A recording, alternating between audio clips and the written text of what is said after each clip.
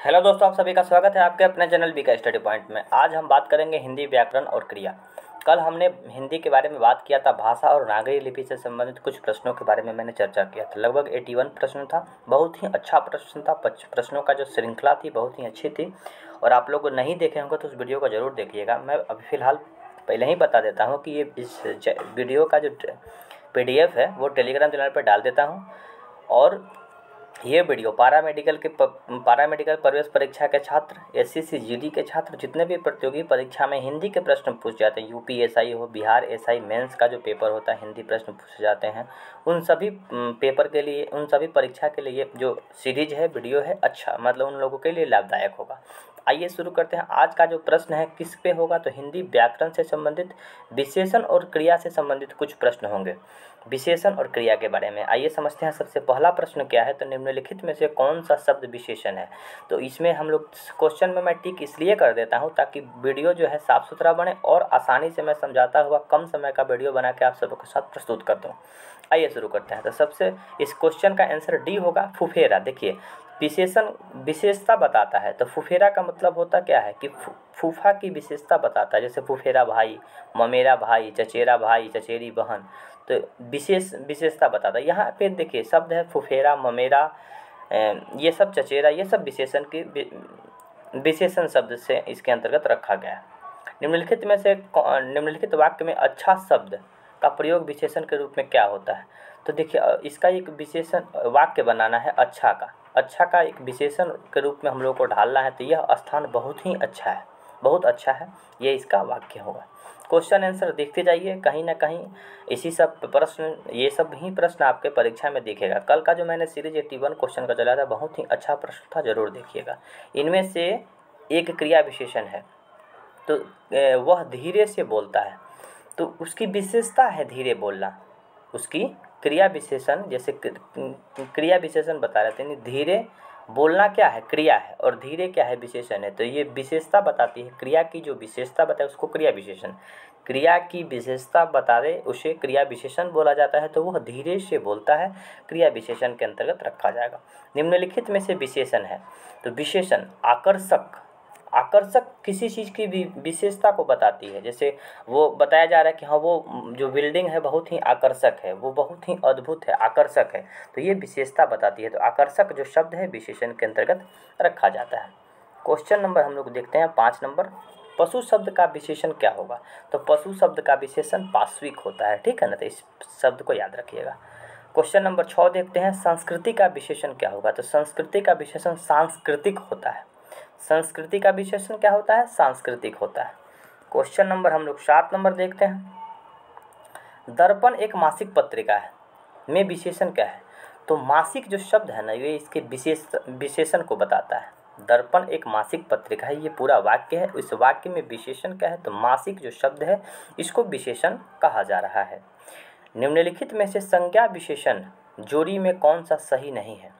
तो संज्ञा और उसकी विशेषण में कौन सा जोड़ी नहीं, मतलब उसमें जोड़ी नहीं है, यह बता रहा है। 20, तो 20 संज्ञा है और उसकी विशेषता विषैला।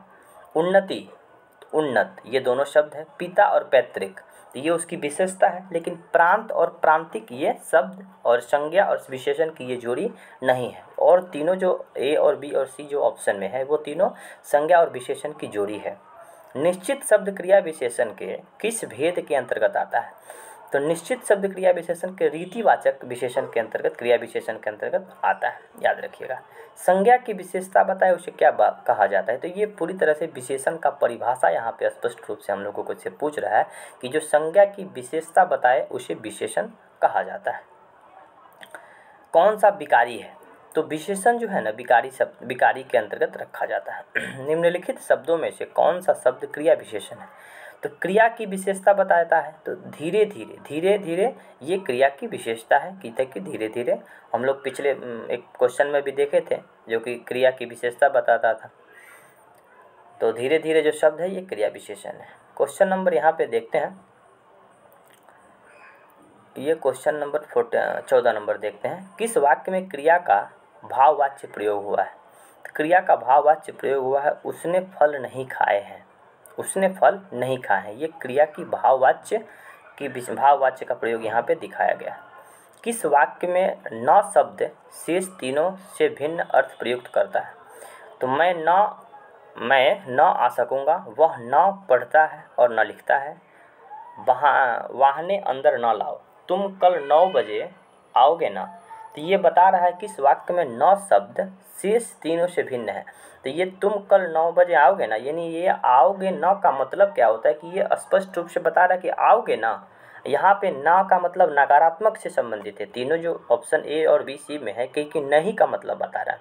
यहाँ पे बता रहा है कि आओगे ना, यानी कि ये सकारात्मक है कि आने के लिए बताया जा रहा है। तो इसलिए इस कुछ शब्द जो कुछ हिंदी के प्रश्न होते हैं उसको आप लोग पढ़ के समझ के भी उसका आंसर आसानी से दे सकते हैं।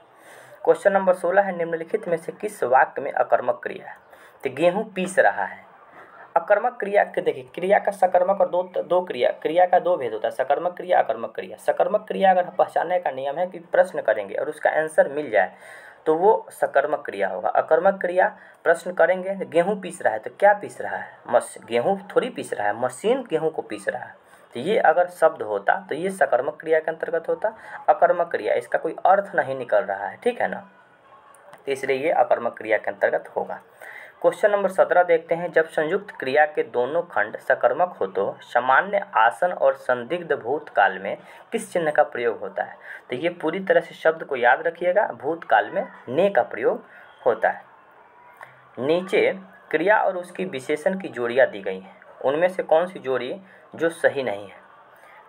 तैरना, तैराक, तैरने वाले को तैराक बोला जाता है।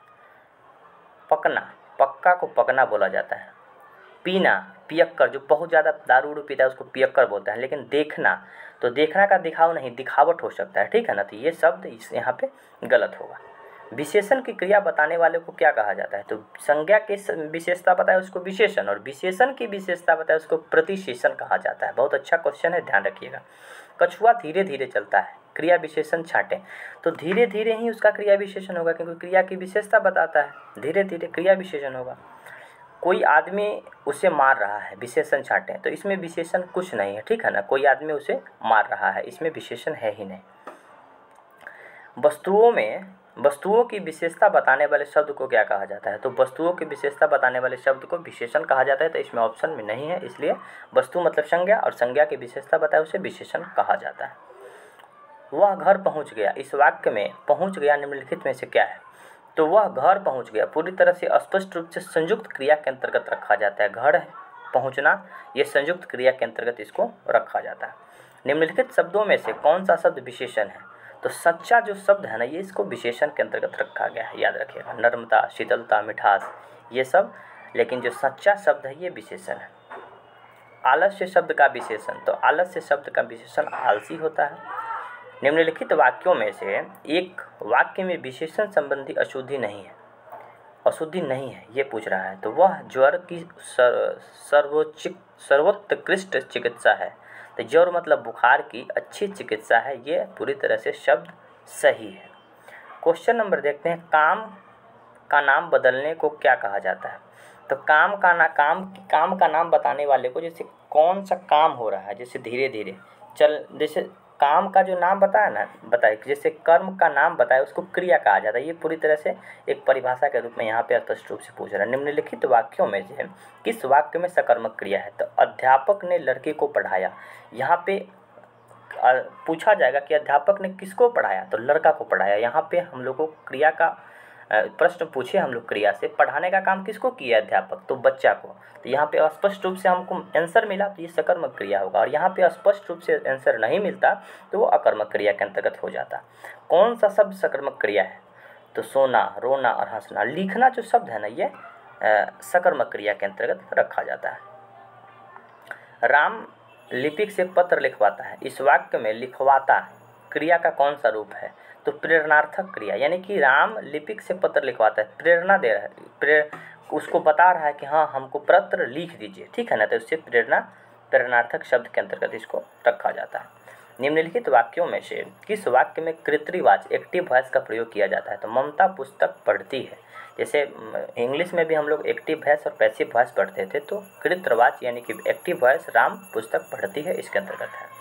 निम्नलिखित वाक्यों में से किसी वाक्य में कर्मवाची यानी पैसिव वॉइस, तो राम के द्वारा पत्र पढ़ा जाता है, ये कर्मवाच के अंतर्गत इसको रखा जाता है। क्वेश्चन नंबर 33 देखते हैं, निम्नलिखित वाक्यों में से किस वाक्य में क्रिया का संदेहार्थक रूप है। तो तुमने अखबार पढ़ा होगा, तो संदेह सदा सच बोलो, वह जाना चाहता है, तुम नहीं लिखोगे, लेकिन यहाँ पे वो तुमने अखबार पढ़ा होगा, संदेह है कि हाँ पढ़ा होगा नहीं भी पढ़ा होगा, तो ये संदेह वाह का यहाँ पे स्पष्ट रूप से पता चलता है। निम्नलिखित क्रियाओं में से कौन सी क्रिया अनुकरात्मक नहीं है। तो झूठलाना जो शब्द है अनुकरात्मक नहीं है। वह किधर गया, इस वाक्य में किधर शब्द क्या है, तो किधर शब्द स्थानवाचक क्रिया विशेषण के बारे में बता रहा है। इधर उधर किधर ये सब स्थानवाचक क्रिया के अंतर्गत बताता है। निम्नलिखित शब्दों में से कौन सा शब्द क्रिया विशेषण है। तो धीरे धीरे जो शब्द है क्रिया विशेषण, इसका आंसर मैं पूरी तरह से इसमें स्पष्ट रूप से कर दिया हूँ। आप लोग आंसर को भी मिला लीजिएगा, कोई त्रुटि होगी तो उसको मिला लीजिएगा, लेकिन मेरी तरफ से तो मैं प्रयास किया हूँ कि कोई त्रुटि ना हो। और मैं बता दूँ कि इसका जो PDF है आपको मैं टेलीग्राम चैनल पर डाल दूँगा। टेलीग्राम चैनल से आप लोग डाउनलोड करके उसको पढ़िएगा बढ़िया से। प्रश्नों की श्रृंखला बहुत ही अच्छी है, कोई त्रुटि हो सकती है तो त्रुटि के लिए माफ़ कीजिएगा।